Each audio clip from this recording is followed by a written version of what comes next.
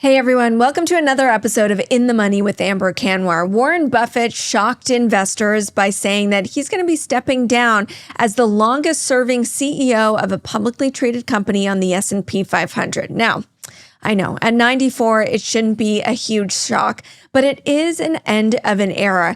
And on this episode, I spoke with Meb Faber of Cambria Investments. He is quite prolific when it comes to finance. He's written several books, he's got a podcast, and he also manages a suite of ETFs. And they're all predicated on an investment philosophy that Buffett himself embodied: finding value and avoiding mistakes. Let's find out what those mistakes are and how you can avoid them.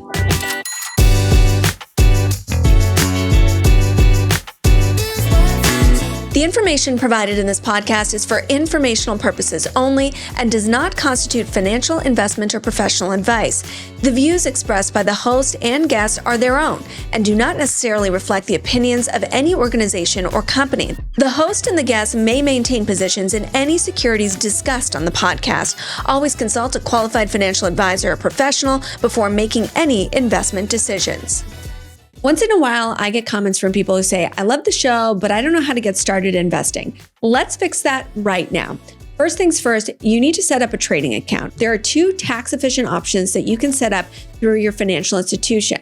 First is a TFSA. You can put away $7,000 every year. And if you've never had a TFSA, you have $95,000 in contribution room if you are 18 or older in 2008. This is great if you want flexibility, and any gains in this account are not taxed. Second is your RRSP. This is a great vehicle for saving for retirement. You can contribute up to 18% of last year's income, up to a maximum of $32,490, and that can be deducted from your income taxes. Okay, so now you've set up your accounts, you need a trading platform like BMO InvestorLine. The dashboard's pretty intuitive. The News and Markets tab provides beginner-friendly market insights. If you're curious about a stock, look it up, and you'll have access to research that billion-dollar fund managers read. That's the thing they don't tell you about zero-commission brokerages. Zero commission, but limited available research. You'll be able to easily move your money from one account to another, consolidating all your investments in one place. And when you are ready to buy that stock, bond, ETF, or mutual fund, you can do that all under the Trade tab. It's just that simple. Find a stock you like and add to cart.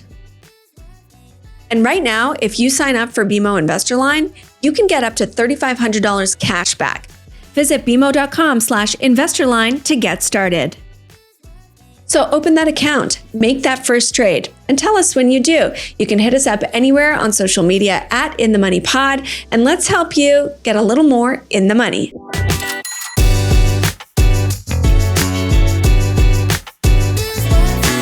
Thank you so much for joining me on the podcast. I appreciate it. Great to be here. So I've been actually following you for years. You've got quite a presence on X, as it's known now, Twitter. You've written how many books? 5 that I've counted. Am I missing some? We've edited a couple and got one in the works this summer. So soon to be 6, 7. We'll see. Okay, so you've got all those books. You manage over $2 billion in assets through ETFs. You have your own thriving podcast show. I read you're a surfer too. Poor one, better skier. Oh, great. That works here in Canada. Have you been up here for skiing? I have. I've done the Powder Highway over in British Columbia. I've skied up on the Alaskan border and done Lake Louise. Love it up there.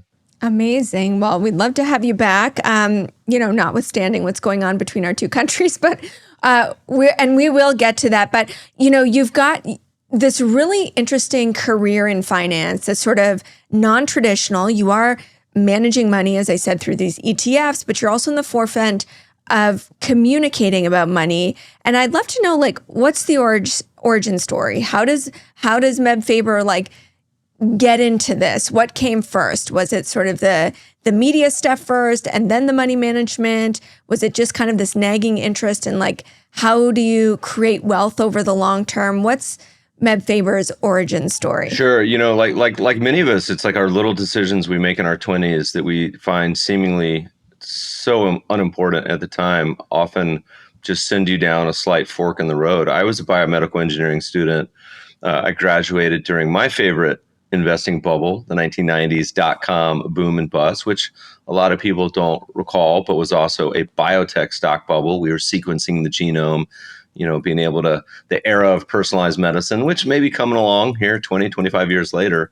But, I had worked as a biotech equity analyst while going to grad school, and just kind of each step kept taking me further away from biotech and more towards the investing business. But as far as the content, it's interesting. There's sort of a technician's version of the CFA. It's called the CMT. It's a 3-year program. And back then, they used to allow you to write a paper for year 3. And like all of us, I hate taking tests. I didn't want to study a bunch of stuff about Fibonacci levels and ideas that I didn't feel like had a lot of merit at the time. And I said, I'm going to write the paper. But like most of us, I also didn't want to write the paper. And then they announced they were doing away with it. So you had to submit an abstract by December 31st of that year. And I think on December 30th, I submitted an abstract. Didn't know what it was going to be, but it was talking about market timing, or what was essentially the basis of the first academic paper I published, which ended up in the Journal of Wealth Management.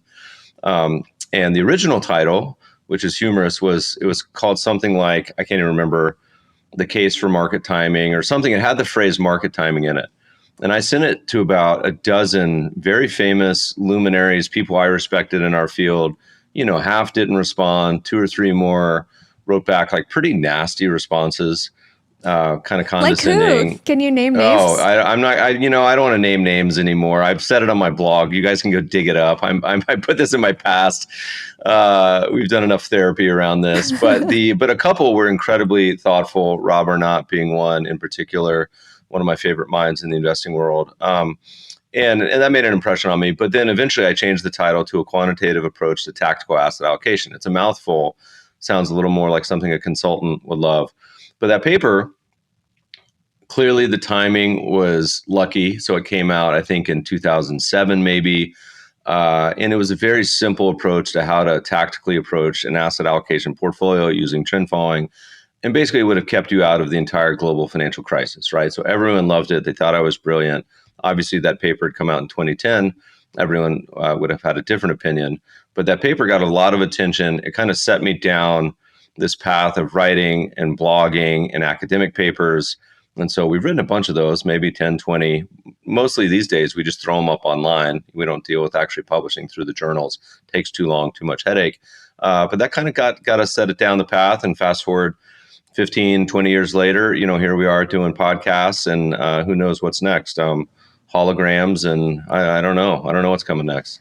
Well, maybe AI. I'd love to, as such a big thinker around the markets. Do you think AI is going to make us all irrelevant, and eventually it will get smart enough to make all these decisions for us? I hope so. There was, we did a podcast not too long ago with a fella in Milan, Italy, and he said, Meb, I have a lot of Italian listeners that don't speak English. Do you mind if I translate this into Italian? I said, of course.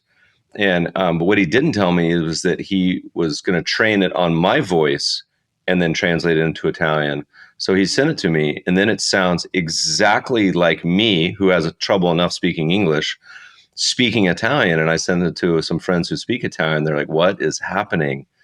And so we're close. We're getting into some weird territory, which I'm here for. I know every day I sort of unlock a new thing that ChatGPT can do for me. And I'm just sort of like, I'm so pleased, but then also terrified, because I'm like, well, this is a part of my brain that I used to use. And now I guess I don't really have to use it anymore. Well, there's whole areas that open up creativity too. We recently, this past weekend, got to hear the great GOAT, Warren Buffett, retiring as CEO of Berkshire.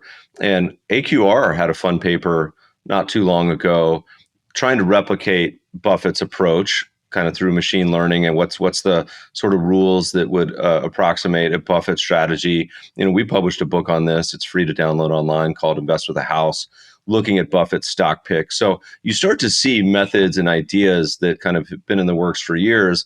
I think AI will only accelerate and improve that, which I think is great. I think it's going to be a lot of fun in the coming years. Yeah, let's distill it all down. Like across all these books, you have unearthed a style of investing that, you've sort of back tested as well, that is proven for the long term. And you talk about this really thoughtfully, especially in this era of like fast money traders, this whole generation of traders that were minted sort of after 2020, right? The pandemic. You talk about investing for 50 years, for 100 years. What's kind of your North Star? What is it that you're looking for? Because you manage these ETFs, and we'll talk about that. But what are the criteria? What are the factors? Because you also argue for simplicity, that that the answer is pretty simple. This could go a lot of different ways, and we have quite a few hot takes on these topics. We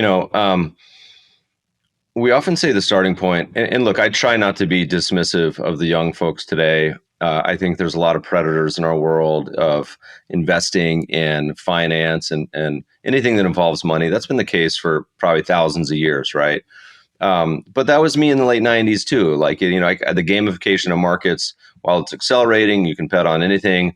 I was at a baseball game recently in Cleveland, and some fellows were with me, and they were betting on whether the next pitch was going to be a ball or a strike, right? And so you have this culture of gamification, and at the same time, you have this ability to participate in these investing markets and just have this massive, unbelievable opportunity to grow your wealth. We often tell young people, say, look, you put money in the market, and we'll use 10% just as generic number. In 25 years, you 10x your money, and in 50 years, you 100x it. And 100x, so scraping together 10 grand today, 50 years, that's $1 million. And you don't even have to really do anything, right? That's just putting it in the global equity portfolio. So a lot of opportunity at these long time frames. Problem is everybody wants that return, and they want it now, and now not meaning even this year, this quarter, this month, this week, today, this hour, this minute. So trying to think about the long arc of history, we often repeat my favorite investing books, Triumph of the Optimist, which looks at 45 different stock and bond markets throughout history and what's happened in the crazy times and the good times in between. And despite all that, you've had this steady march upward for hundreds of years in the returns of stock markets, which, again, if you can participate, is one of the easiest ways to become a wealthy or increase your wealth, and just participate in this great experiment we call capitalism and creative destruction that stocks and markets are. Well, it's interesting that you kind of got your first big break with a paper on market timing. And then there's that phrase, time in the market is more important than timing the market. Yeah. Okay. So you unopened a can of worms here, and so looking at something like stocks, right? The biggest challenge, of course, one of my favorite charts is that picture of 125 years, take stocks back to 1900 or whenever, and it shows that stocks just go up and up over time, and there's a bunch of jiggles. Particularly when you zoom out, you can barely even see things like 1987.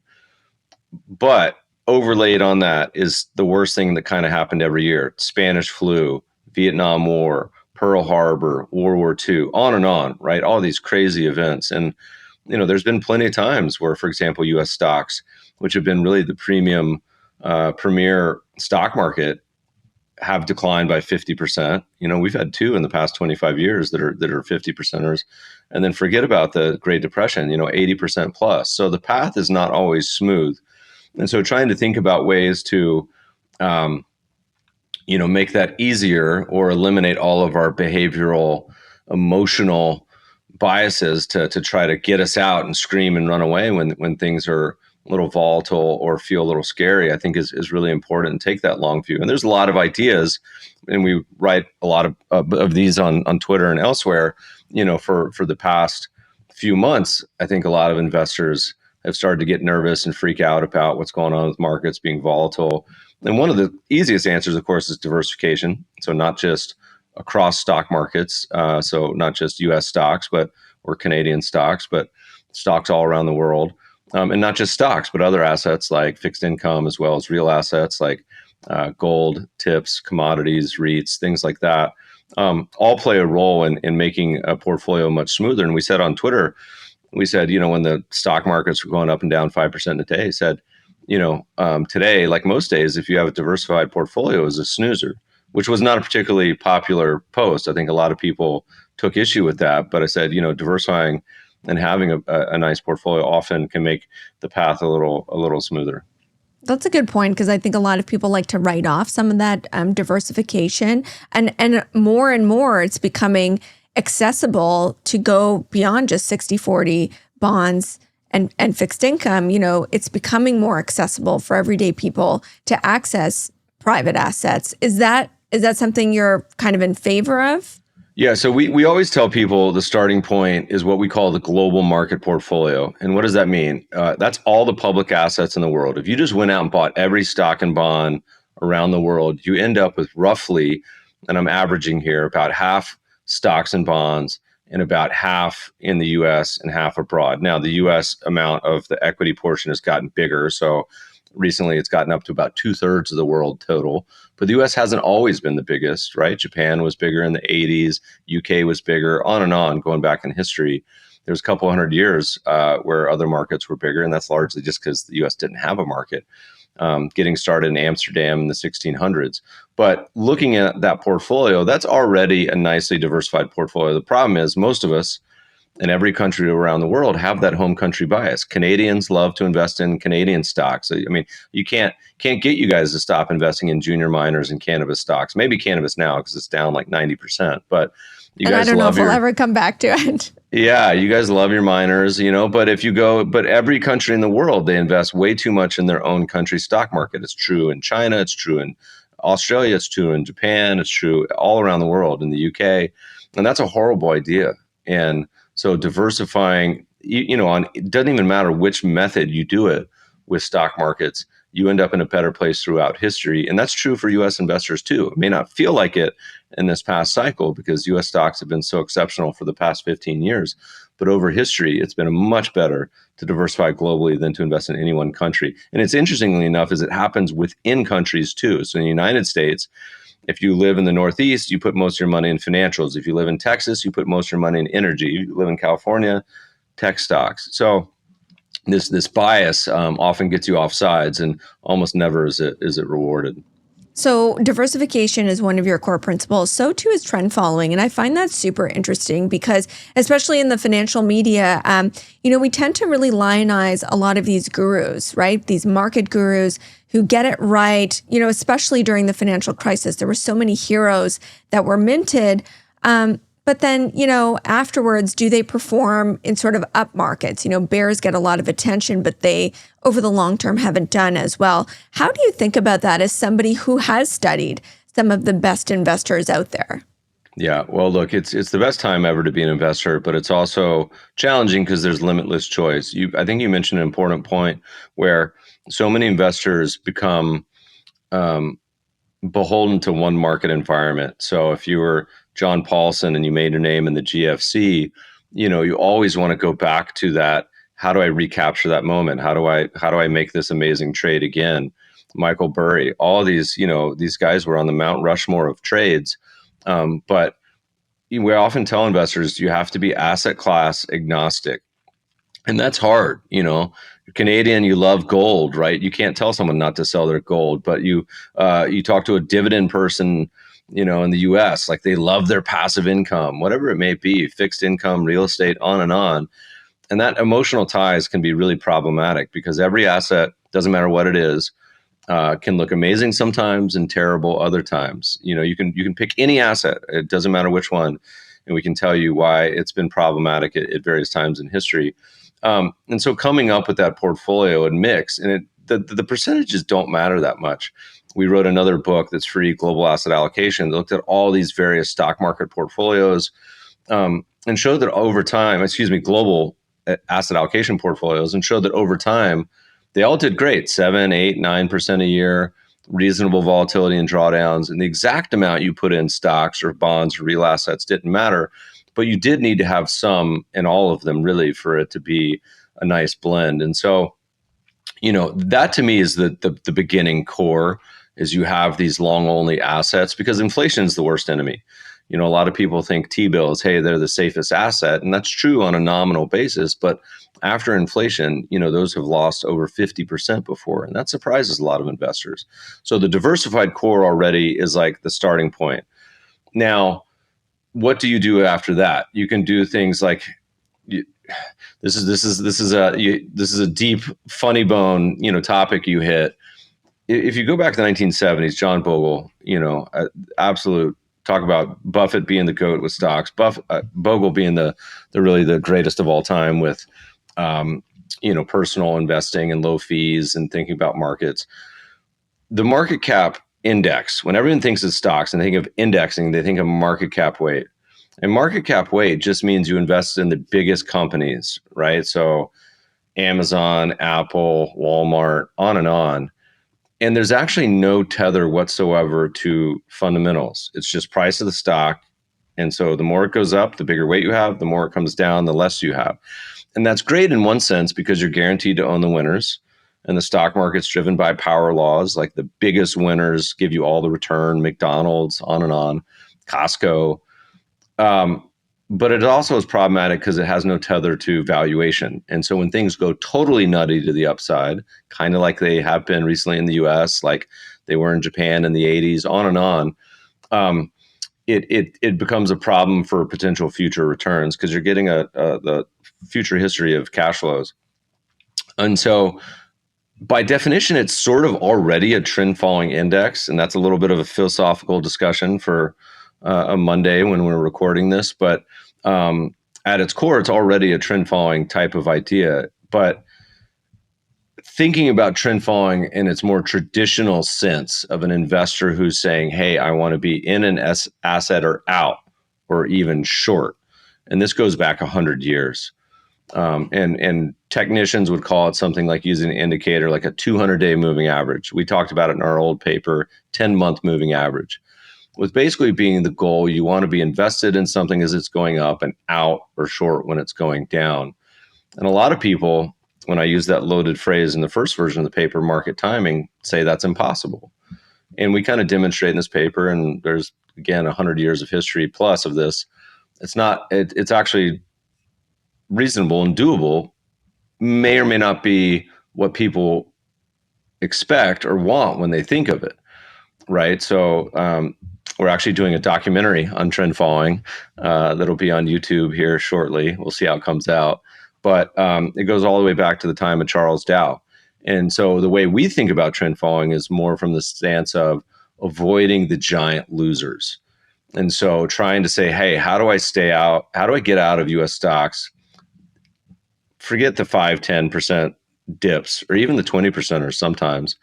How do I avoid the 50%, the 75%, or the total wipeouts on any investment? Because the way that the market returns happen is, you lose 50%, you need 100% to get back to even. You lose 75%, you need 300% to get back to even, on and on. So avoiding those big losers is really important. And trend following historically has done a good job. Doesn't mean it's easy. But we think it's a thoughtful approach. We could happy to get more into it, but it's an idea that's been around for a long time that we love. I want to view that through the lens of Warren Buffett. We've talked about him because he surprised investors announcing, I don't know if it's a surprise, he's 94. And he telegraphed who's going to take over, CEO Greg Abel, who's Canadian, by the way. But, now that we understand kind of your bent, what did Warren Buffett really teach us about investing? And is he kind of an embodiment of these principles that you're talking about?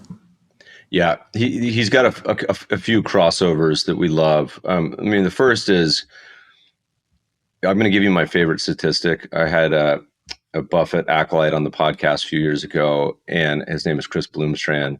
And it sounds totally not true, so I had to go test it myself.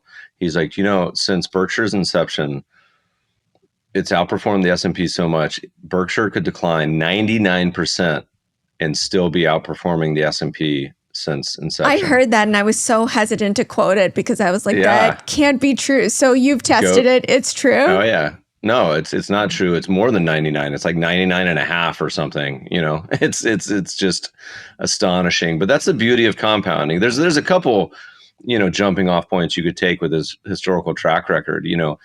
19% a year gets you to be the fifth richest person in history, right? And so anytime you guys are opening your Instagram ads and you see these private real estate ads for 50% a year, start to put up your alarm bells, right? It's compounding at 20% makes you one of the richest people in history eventually. And so you don't have to shoot for 50% returns. Like, getting even where he did historically is gets you to the promised land, Valhalla. Anyway, so I mean, look, let's be clear too. He's also wicked smart. He talks about you don't need a huge IQ, but let's be clear, he's as bright as they come. He also has an amazing emotional intelligence with the late Charlie Munger. I only went to one Berkshire meeting, but I went to a bunch of the Charlie meetings here and out locally in Los Angeles, the Daily Journal meetings, and soaking up two of the brightest minds we've ever seen in investing. But I think their biggest contribution really was always fundamentals. They really did deep due diligence into these companies, and then it shifted over the years, but buying companies, buying businesses, the concept of buying a business at a margin of safety, which we talk a lot about. I mean, look, Buffett's racked up 300 billion plus in cash recently.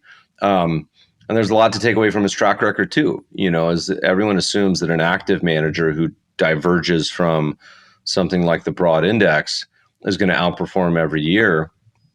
But if you look at something like a Berkshire, it often comes in clumps. That 2000 to 2003 period, I think Berkshire outperformed the S&P by like 150 percentage points. And often for many years, it may or may not. So I think that concept of buying great businesses, not overpaying, coming up with a margin of safety, be willing to sit through the big drawdowns. But also we talk a lot about shareholder yield and ideas about capital allocation. That's something they talk about ad nauseum. Buffett in his letters, like almost every year, he talks about things like stock buybacks. And everyone who's a CEO, you go on CNBC, all they want to talk about, hey, what are your products and services? What's the new Apple offering? What is NVIDIA's new chip? What are you guys doing? And then you look at the role of the capital allocated, the CEO, there's a great book called The Outsiders that talks about this, but is all the ways that a company can, use their levers to increase return on investment, and some of those being dividends or buybacks being a big one. Buffett famously has never paid a dividend. He said they paid one like the 1960s or something, but he jokes he was in the bathroom when it happened. But they do a lot of buybacks, or they have, I should say. And he does a line in the sand around 1.2 times book, and they're up at like 1.7 or something recently. So there's so many lessons, but reading his old letters and parsing some of the insights, I think is well worth time. What do you think he's doing with all that cash and holding T-bills to the degree that he is? Isn't he owning more than even the Fed? He owns 5% of all. He's also been buying Japanese companies as one example. We did some graphics on Twitter called T-bills and chill, and it's funny you're talking about AI, and so you guys could probably look them up, but it's some cartoons of Buffett sitting on a couch with just stacks of cash. We were talking about just he loves to use the analogy of Mr. Market. The psychotic Mr. Market coming to your door every day with crazy different prices, and he's like, the beauty of investing is you don't have to swing at every pitch. You can sit there and wait until something looks favorable. And it seems to be like that's the case. I mean, look, objectively, as a quant, which I am, the U.S. stock market in particular, of the 45 markets we track, for the first time in the past 10, 15 years, is the most expensive country in the world. I don't think it's a crazy bubble like it was in the 90s, but it's the second most expensive market cap weighted coming into this year that the U.S. stock market's ever been. So I'm sure Buffett looks at the opportunity. He looks at it bottom up. So, right, he's looking at company by company basis, but looking at these, and he's just saying there's not that much opportunity. And so, we believe that there's, and look, my largest fund is a U.S. stock fund. So we believe there's a lot more opportunity in value companies and quality. There's a lot more opportunity in foreign and emerging, but we come at it from different ways. Whether we're looking top down, he's looking bottom up. I think that the estimate is just there's too many stocks that are too expensive and just don't pass his valuation criteria. So in the meantime, he's happy to make 4% in T-bills and chill. Yeah, that's quite a chill that he says, spitting out billions of dollars in those payments. So let's layer this on to two of the big fears in the market right now. One is tariffs. So because you're such a big thinker about markets and creating kind of generational wealth opportunities, how does tariffs sit with you right now? Does it feel like just a blip? Does it feel like a major reorientation in how the world works? Well, I'm going to tell you something that I was giving a speech recently in Cleveland, and I said, look, if you guys would have had me here, and I gave a similar speech earlier in the year, I would have said something like this. I would have said U.S. stocks coming into the end of the year were expensive, but they were in an uptrend. So historically, you could parse U.S. stocks for the past 100 plus years into kind of four buckets, just super simple. Are they cheap? Are they expensive? Are they in an uptrend or downtrend? And best historically, not surprising, has been cheap in an uptrend, so cheap and going up. Worst is expensive and going down, not surprising. I think that would make sense to everyone. But second best bucket historically has been expensive and going up, which is kind of where we've been. But we started to see the momentum shift into foreign markets. So if you look at like a 10-year PE ratio on US stocks, they're around 38. Average over time is around 17 to 22. Foreign developed, totally reasonable price. Foreign emerging is like low teens. And the cheapest bucket is like low teens. It's like 11 PE ratio. And some countries are single digits, right? So tons of opportunity in the world. A lot of countries much, much more reasonably priced. So I said, coming into this year, I said US stocks are super expensive. They're still going up, but the momentum is shifting. Foreign stocks much cheaper. And then if you look at the US dollar, expensive versus, some of the pairs. And then I said, let's say you fast forward 4 months. So here you are in May. And I said, all right, let's review the year so far. The broad US market is down. Foreign markets are doing better. Particularly the really cheap foreign markets are crushing. And the US dollar is down some. I said, everyone would nod their head and probably be like, yeah, that makes sense. That sounds totally reasonable. And not once did we mention the word tariffs. And the challenge with like catalysts in geopolitics and what's going on in macro is a lot of the catalysts look obvious in retrospect, right? So I love to joke in the late 90s, early 2000s, like what caused the dot-com bubble to implode? And you'd ask 100 people, you get different answers. There was one specific event in biotech where Bill Clinton was saying you did a speech that you can't patent the genome. And everyone knew that, but it was an excuse or a reason to stop playing this game of musical chairs, right? Everyone knew the market was a crazy bubble, but everyone is like, just trading and trying to squeeze out some profits, but waiting for it to go down. And then all of a sudden, everyone runs for the exits, and next thing you know, the market's down 50. I think that's a similar situation. Is our tariffs going to prove to be a big deal? A not so big deal? Like, we'll see. I don't know. It's hard predicting macro and politics, but I think most of the big market forces were already in motion coming into the year and had nothing to do with tariffs. Tariffs seem to be the excuse to make the shift that we're seeing today. I mean, we wrote a piece a year or two ago. I can't even remember anymore.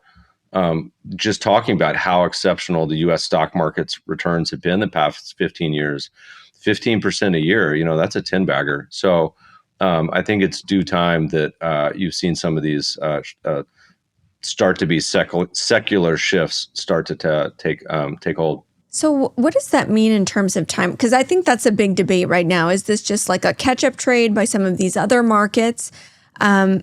Or is this, you use the word secular. So does that mean, these eras can last 5-10 years? You think about commodity cycles, they tend to last 5-10 years.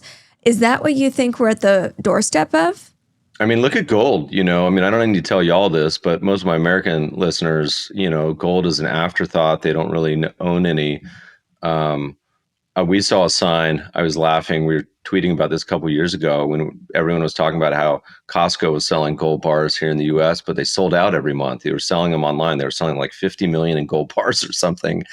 And we wrote a fun paper called "Is Investing at All-Time Highs a Good Idea?" No, it's a great idea. No one read this paper, but it was looking at things like everyone's always fearful about, oh my gosh, we're buying gold at 2,500, 3,000.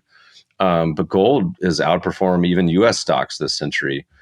Really been astonishing returns.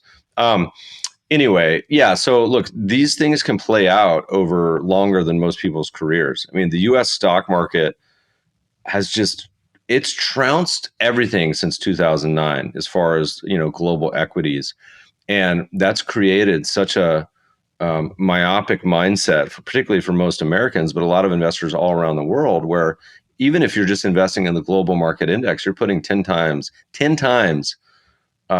the amount in U.S. stocks as any other country.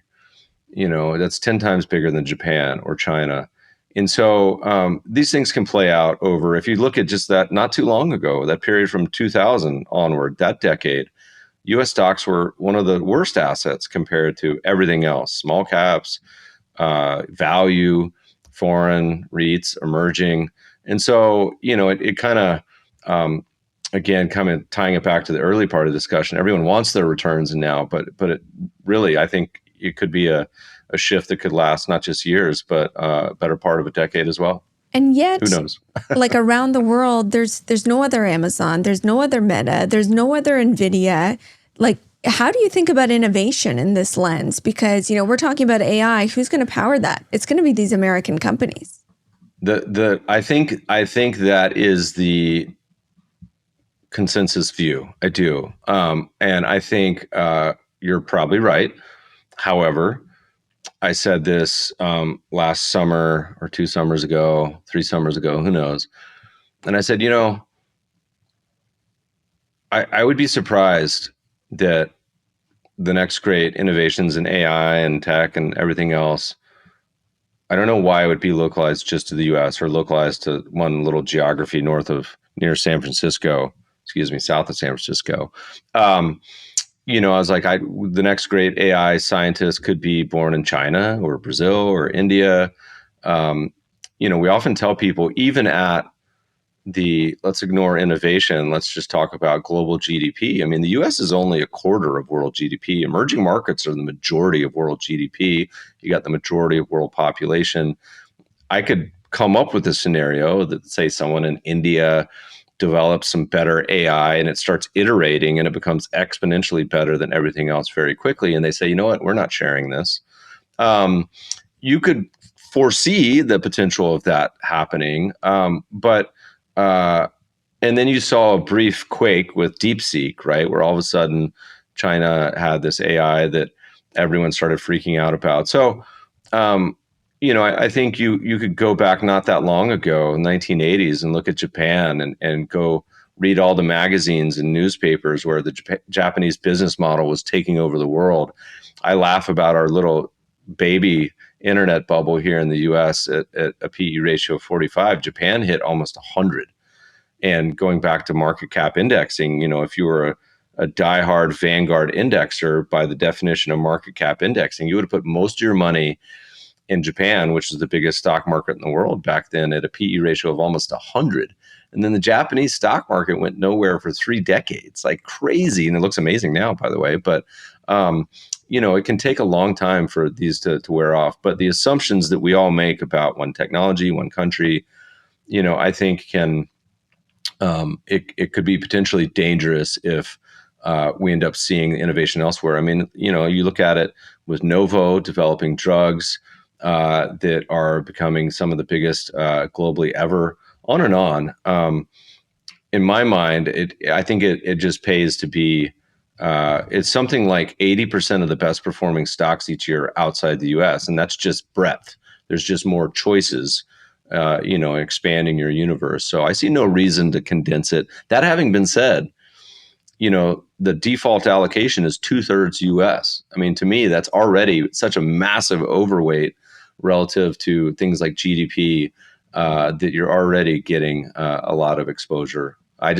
But most Americans will put, darn near 100%, if not 100% in U.S. And that seems to me to be a little crazy. Okay, those are some great insights. Let's take a quick break here. We're going to dip into the mailbag when we come back. But before we do, we're going to hear from Jamie Coulter. He's the CEO of Raymond James Canada, one of our sponsors. And we talked about how the company is helping clients navigate the U.S. Canada trade war and market uncertainty.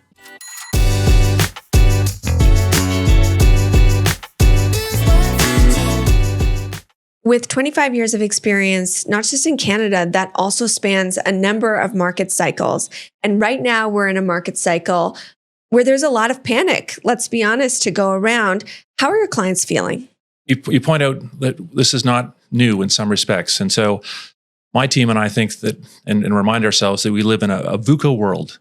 And you'll say, well, what's VUCA? Well, it's an acronym and it stands for volatility, uncertainty, complexity, and ambiguity. And so if you accept that, and accept that in any one year you're going to have a mix of headwinds and tailwinds, you're not surprised. And so you're sort of thinking long term. And so what we're trying to do on two fronts here in a VUCA world is take care of our clients, and through, support them through investment research, support our advisors, make sure the advisors are calling their clients.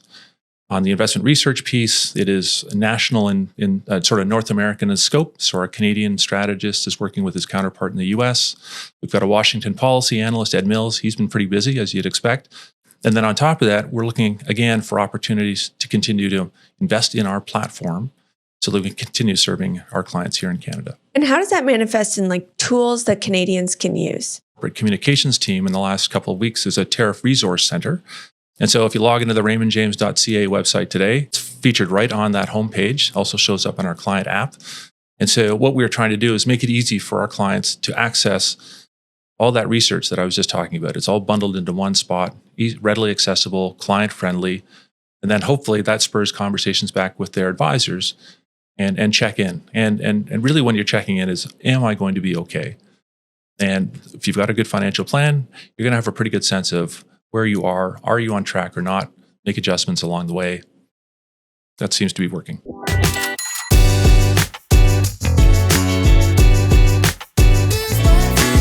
Okay, we're dipping into the mailbag with Meb Faber. Our first question, actually, somebody who read the book, Shareholder Yield. You mentioned the high dividend advantage. Can you please elaborate on this concept? This one coming from Louis in Sorel, Quebec. You joked, Meb, about how much Canadians love gold stocks, and I would say that it's a tie between gold stocks and dividend payers. Oh, boy. Yeah. Well, look, if you look at a broad market index, historically, a high dividend strategy has outperformed that around the world throughout time. Now, it's not why most people think. It's simply because when you're doing a high dividend strategy, you're getting a value tilt. So often the high dividend stocks end up being junkier and more leveraged, but they do give you a value tilt, and value historically has beaten the broad indices over time. However, there's been a huge shift really starting in the 1990s and accelerating to where most companies on aggregate pay out more in stock buybacks than they do in cash dividends. And they do this for a whole host of reasons. There's tons of misinformation and myths about this topic. We've written a book, Shareholder Yield. We just updated it again, free online. And a shareholder yield approach that incorporates dividends and buybacks does much better than any dividend strategy you can come up with over time, because buybacks are like flexible or tax efficient dividends. Again, nobody gets this more than Buffett. And it's like you're buying 80 cents on the dollar, 50 cents on the dollar. So you get an additional value arbitrage with buybacks on top of dividends as well. So I think both approaches are totally reasonable. And a reminder to listeners, if you want to get that 10% historical stock returns, you have to reinvest those dividends. You can't go spend them on pina coladas and Cabo, right? Now, if you're living off your dividends, fine. That's totally okay. But just remember, you're not going to be getting those 10% returns. You got to put that money back to work. So for us, we much prefer a shareholder yield approach for a lot of reasons, but dividends are just fine too. Yeah, a lot of the retirees living off dividends. This flows into our second question about share buybacks. In the Canadian environment, are share buybacks as interesting as in the U.S. for all shareholders? What are your views on the benefits to individual shareholders as opposed to institutional shareholders when it comes to share buybacks? Well, the first part is you got to have a CEO who is trying to maximize the return on investment wherever they can find it. In some cases, it's reinvesting in the business, rarely, but in some cases, it's M&A. In some cases, when they think stocks trading below intrinsic value, then it's buybacks. Buybacks do a great job if a stock is trading cheap. The problem with some CEOs is they always think their stock's cheap, right? So you want to have some sort of objective measure. So when we run our shareholder yield portfolios, we screen for stocks to be cheap. We don't want to take them just at their word.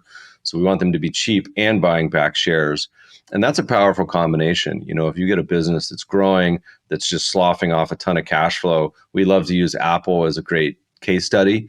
I think we owned Apple from like 2013 for almost a decade. Back then, it was super cheap. It had all this cash. It was doing actually both dividends and buybacks. And eventually it got to be pretty expensive and we sold it. But thinking in terms of how, and nobody writes about this more than Professor Demoteran. He's got a lot of great resources on dividends and buybacks. And in our book, we list a bunch of additional reading too.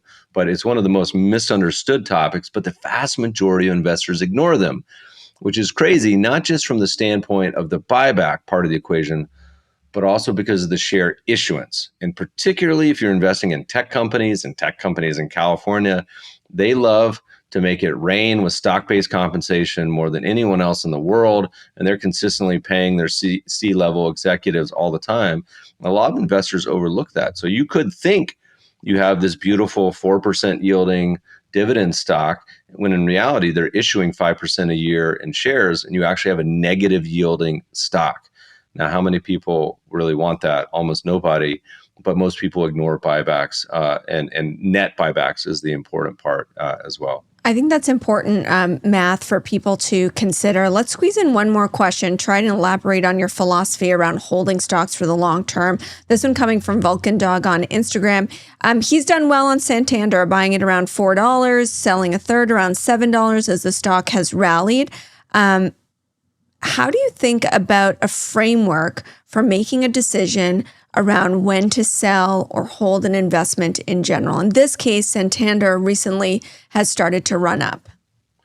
We say Spanish it's important bank. for all investors to have a written investing plan, and almost no one does. So listeners, ask yourself honestly, you probably have a good idea in your head of what you're doing, but it's probably a patchwork. It's probably just a mashed together plan over the years. And the problem with that is you become emotionally attached to what you own. You don't believe me? Go walk into your garage, go walk in your closet, take a look around, and I guarantee you, you wouldn't buy all that stuff again today, all that junk, right? And same thing with portfolios. Look at your portfolio and be like, would you buy, if you just had all cash, would you buy all these positions again? No, almost no chance anyone would. And so the importance of having a plan is important for when times are bad, when you're losing money, when investments are going down. You have some, guidepost, framework to work off. But it's also important in the case you mentioned for when something goes great. So for example, investors, if you've ever had a 50 or 100 bagger investment, incredible, right? 10 grand turns into $1 million. Well, the problem with that is that every 100 bagger was once a double or a triple. So you buy a stock and it doubles. Oh my God, I'm brilliant. I can't wait to tell my neighbor. I'm going to go down to the club, brag about how much money I made, right?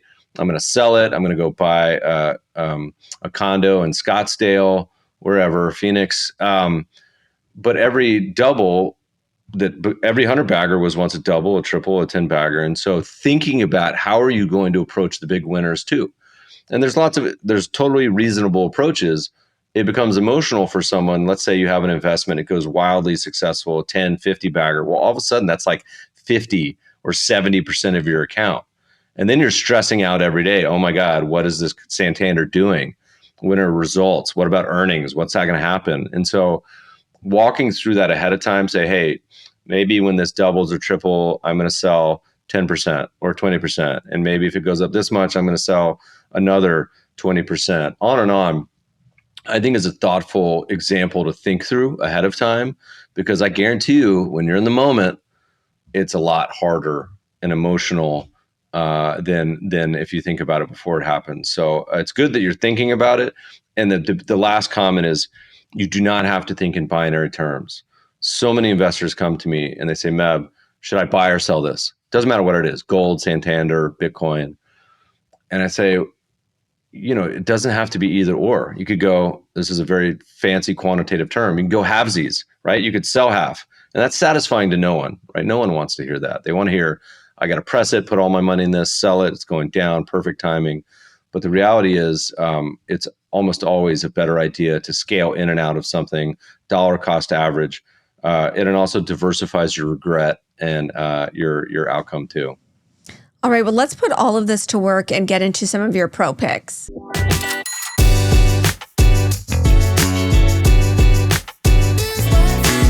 Pro Picks is brought to you by ATB Financial. With $62 billion in assets, ATB Financial is powering possibilities for more than 820,000 financial services clients in Alberta and beyond.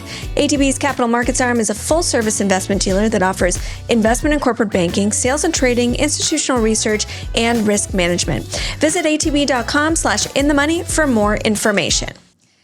Okay, so what we've learned from you, Meb, is you really embody or try to embody three principles: diversification, value, and trend following. And so each of your ETFs embody that either in totality or in one way or another. And so no surprise, they're your pro picks today. Your first one is the Cambria Shareholder Yield ETF.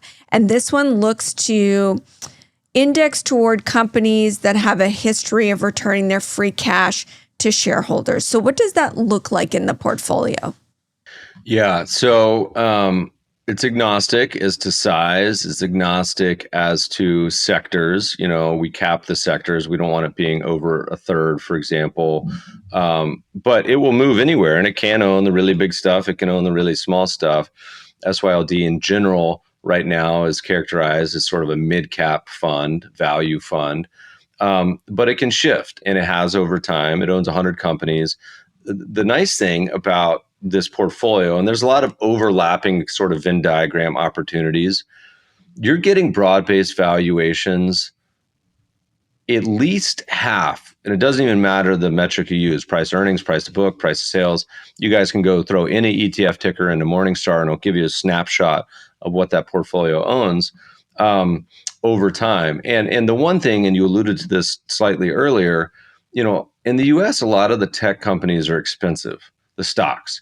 So this fund has a very low tech weighting. It's mostly consumer discretionary, financials, materials, industrials, energy, those type of companies, kind of what you would think about when you think about companies that generate a ton of cash and then return it to shareholders.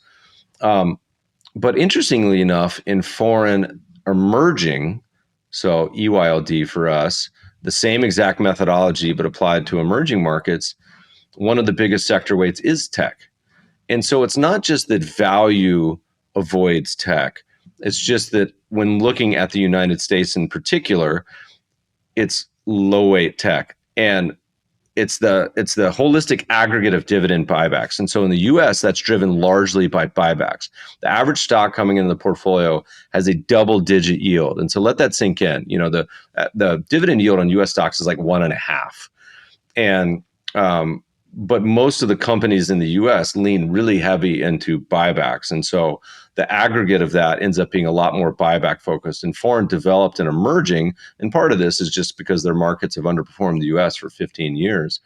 But they don't have as much of a culture of buybacks, but that's changing and very quickly. We've seen it in Japan, we've seen it in UK, we're seeing it in China, where these companies are taking a totally different cultural approach to buybacks. That having been said, they still love their dividends. And so you see much higher dividend yields, 5%, 6% in these markets than you do in the US, but buybacks also. And so the holistic, again, tends to be double digits in these regions. And again, it's also important what you're avoiding. You're avoiding the really expensive, and you're avoiding the share issuers as well. But then are you falling victim to, because this one has pulled back, are you falling victim to what's going on in the bond market? If there's a sell-off there and you can get a 5% dividend yield in bonds, are you kind of accidentally overweighting more bond proxies or interest rate sensitives with this ETF? Is that something you got to be mindful of? You just opened a Pandora's box. So the speech I gave, it said 4 topics. I said, I'm going to tell you guys a warning, a solution to that warning, a head scratcher, and then something you've never heard of. The warning was broad-based U.S. stock market's expensive and now it's going down, which is not a warm and cozy place. The solution was anything other than market cap weight. So value and quality in the U.S., we like shareholder yield. Foreign and emerging markets, value there too. A global deep value approach, by the way, this year is up like 25%. So it is a massive, massive outperformance. Countries like Poland, et cetera, are just having a monster year. But everyone knows U.S. stocks are expensive. Like you go on TV, you look at Barron's, talk to everyone. Every quant shop understands that's well understood. What is the big head scratcher to me, and I could be wrong about everything we've talked about so far on this entire podcast, but the big head scratcher to me is fixed income market. If you go back to the last 100 years and look at average, riskier bonds usually yield more than less risky bonds. Like that makes sense. Everyone would agree with that. However, over the past couple years, and we wrote another paper on this, common theme of this discussion is called T-bills and chill most of the time, where we said, you had this weird situation in the U.S. where you had this inverted or negative yield curve, meaning longer duration, longer maturity bonds had lower yields or similar yields to things like T-bills. And historically, that doesn't make sense. Things like corporate bonds, junk bonds, emerging market debt, on and on, traditional riskier bonds didn't give you much yield spread relative to T-bills. That is still true today. And so we wrote a paper and said, does it make sense to invest in these risky bonds when they have a below average yield spread to T-bills? And the answer is no, it's a horrible idea. It's much better to invest when there's a margin of safety. It's very similar to stocks. You want to buy cheap stocks versus ones trading at 100 times revenue. And so, we launched a fund based on this topic that only invests in these bond markets when the spread gets wide enough. That fund is still 100% in cash. And so I said on Twitter, everyone's freaking out, or they were, about bond yields going up on like the 10-year. I said, if T-bills are at 425, the historical 10 and 30 year should already be in the high fives, knocking on 6%. That's just for average. And I was like, a lot of these riskier bonds should be up near 7, 8, 9, 10%. And that's not even like blown out. That's just average. And so I don't think the world, and that has nothing to do with tariffs. It has nothing to do with anything else. It just has to do with this weird situation where many bond investors are not price sensitive. They went this long period of having no yield, and all of a sudden they're like, oh my gosh, I got 4% now. I can lock in my liabilities, but they're ignoring the fact that you could do that with just T-bills as opposed to taking on all this risk. So you could foresee a time or a situation, and historically corporate and junk has a high correlation to the VIX, which is a high correlation to just things hitting the fan and going crazy. You could foresee all these bond yields going crazy to the upside, in which case bonds go down. But also, as you mentioned and alluded to, very much could be a competitor for equities if you saw some of these bonds yielding 5, 6, 7, 8, 9, 10%. Okay, so that kind of explains like what has hindered that performance. But you've also brought the Cambria Global Value ETF, and that one has done phenomenally well. And plays on that global value exposure. That one's up 24% already so far in 2025. So just elaborate a little bit more on what you're getting here and why it's doing well in this environment. Well, let's be clear. It's done phenomenally well this year and phenomenally stinky for many years prior to that, at least on a relative basis to the U.S. Everything looks stinky relative to the U.S.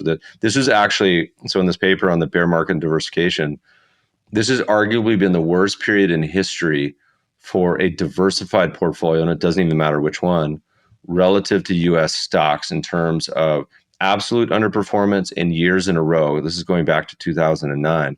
The only comparable period would have been post-World War II. U.S. stocks, 15% a year, has just creamed everything else in the world. So global stocks, very famously, have underperformed. Doesn't matter which way you chop it up, foreign developed, foreign emerging. Our global value ETF buys the cheapest of the cheap. So it's considered a deep value fund, and it buys the cheapest third of global stock markets around the world. And so you end up with a PE ratio darn near around 10. And not surprisingly, this is long forgotten, abandoned. No one wants these. And but as you have seen this year, markets can kind of turn on a dime, and all of a sudden you blink and it's outperforming U.S. stocks by 30 percentage points or something. We think this could have a long way to go. Flows tend to really accentuate returns on both the upside and downside. But most of the investment meetings I've had over the past 5 years, you bring up particularly emerging markets, but many foreign markets, and people just shake their head. They're like, I don't want to hear it. Like long forgotten type of ideas. The average emerging market allocation in the U.S. is like 3%. So everyone's abandoned, forgotten them. The CTF is super interesting because big index to, it looks like European banks. And like, when was the last time you heard people really go on about European banks? But they've been really quietly outperforming. I think the European banks, there's a fun chart, I forget who it's from, showing European banks outperforming the Mag 7 over the last 3 years. So there's some of these forces at work that I think people don't pay attention to until they do. And then all of a sudden it becomes kind of the consensus, but we're definitely not there yet. Okay, so your third one is the Trinity ETF, and that one's meant to, I think, capture all three of your investment styles, diversified, value, with the trend following piece. It's a little bit more like a yo-yo, this one. I'm just looking at the stock chart. What's kind of the ripe environment for this one? Sure. So we write a lot about asset allocations, basically how to put it all together. We now have 4 asset allocation ETFs, meaning you could just put your whole portfolio in one fund and be done with it. I actually publish my investment allocation every couple of years. I'm due for a new one. I think the last one was 2022. And I basically put all my public assets into Trinity styles. And I'll tell you real quick what that is. If you buy a global asset allocation portfolio, and we have one called GAA, literally doesn't do anything. It buys a basket of global ETFs in stocks, bonds, real assets. It has some tilts towards value, but it's long only. It's buy and hold. That's a great portfolio. The Achilles heel of buy and hold historically has been the down times, the bad times, 2008, 2009. If you're an investor, you just have to sit there, sit on your hands, take it. As Bogle said, don't just do something, sit there, right? Like you just got to kind of withstand. And the problem with that is your investing portfolio has a high correlation to what's going on in the world. So just when everything is going down, your portfolio is going down too. And theoretically, that is not a great scenario. You're losing your job, companies are going under, Lehman's disappearing, everyone's uncertain, and you're losing money in your portfolio. And so trend following, to me, is the perfect antidote to that. Now, trend following traditionally does great in times of crisis. However, trend following is also hard because you look different. So 2010 to 2019, trend following, you would have looked way worse than your neighbor who is just dollar cost averaging into stocks or buy and hold or SPY. And so that's also hard. But as a complement, as a yin yang, those two fit together beautifully. Now, most investors don't have much of an allocation to trend, and our fund is GMOM. And so the combination of those two together is what we talk about as Trinity. Now, this is far more of a trend allocation than any other advisor I know in the world, or certainly professional investor. So this is half trend and half buy and hold. But the beauty of this is you always have one foot on each side. So think back to COVID pandemic, right? All of a sudden, it looked like the zombie apocalypse. And the trend stuff starts selling out of everything. You're sitting mostly in cash and bonds.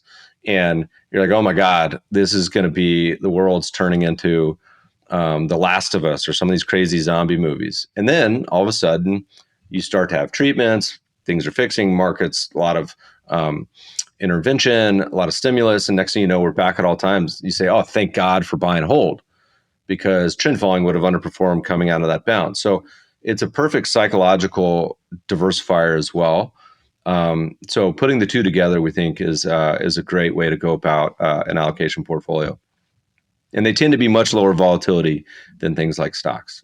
Meb, this has been such a fascinating conversation. Thank you so much for joining us and sharing your insights about the markets. Let's do it again anytime. I had fun. Oh, absolutely. Next time you're here for a ski, maybe you'll pop by into the studio. Let's do it. Thank you so much to Meb Faber of Cambria Investments joining us. Make sure you tune into our next episode. We've got Mike Vinegar on the show of Propellus Wealth Partners. He's taking your questions on North American stocks. He pretty much does it all. So you can send your questions about some of your favorite stocks to questions@inthemoneypod.com. You can find us anywhere on social media @inthemoneypod, or of course on our website, www.inthemoneypod.com. And we'll see you on the next episode.